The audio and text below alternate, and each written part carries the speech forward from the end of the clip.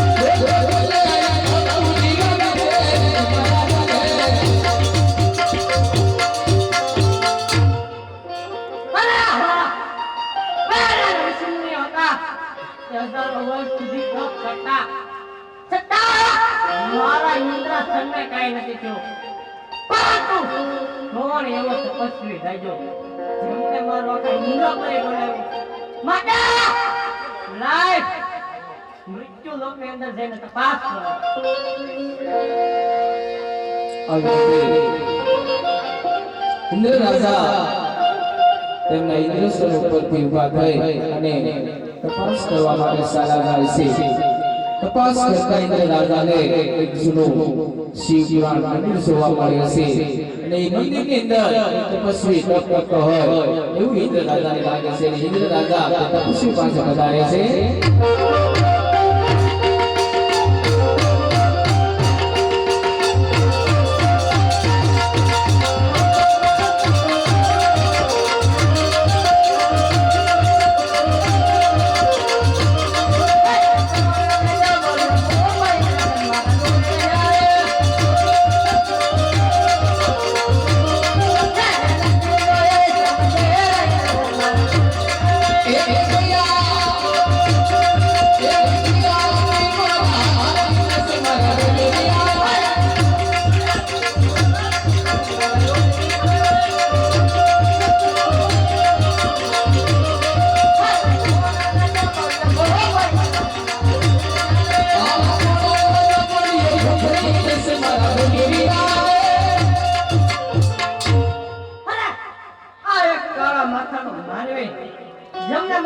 ઇન્દ્રપુરી ડોલે એમ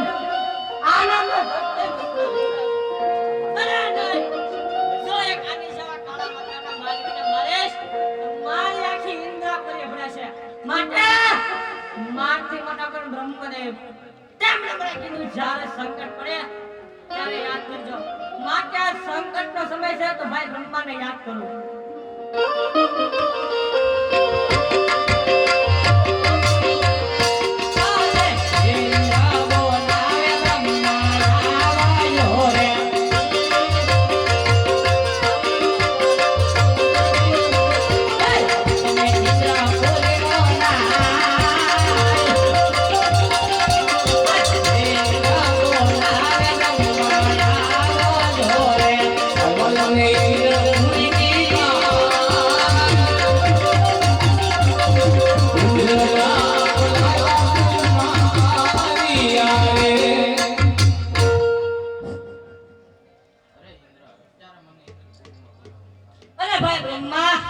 તમને મારી ઇન્દ્રપુરીમાં બોલાવવાનું એક જ કારણ પહેલાના ઋષિમુનિઓ હજારો વર્ષ સુધી તપ કરતા છતાં મારા ઇન્દ્રાસનને કાંઈ નથી થયું પરંતુ એક કાળા માતાના માનવીએ ફક્ત 12 દિવસની અંદર મારા ઇન્દ્રપુરી ડોલાવ્યો તો શું તેમના વિશે તમે કઈ જાણો છો તો કહો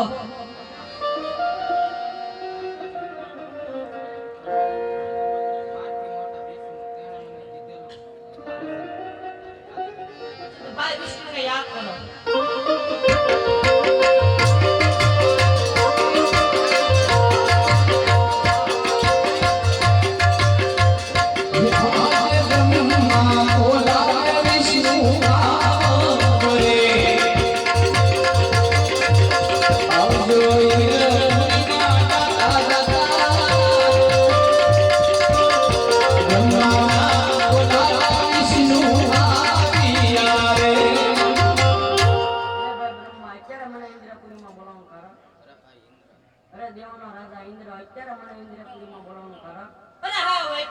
વિષ્ણુદેવ તમને મારી ઇન્દ્રપુરીમાં બોલાવવાનું એક જ કારણ તો પહેલાના ઋષિમુનિઓ હજારો વર્ષ સુધી તપ કરતા છતાં મારા ઇન્દ્રાસનને કાંઈ નથી થયું પરંતુ એક 12 દિવસની અંદર કાળા માતાના માનવીએ મારું ઇન્દ્રપુરી બોલાવ્યું શું તમે એના વિશે કઈ જાણો છો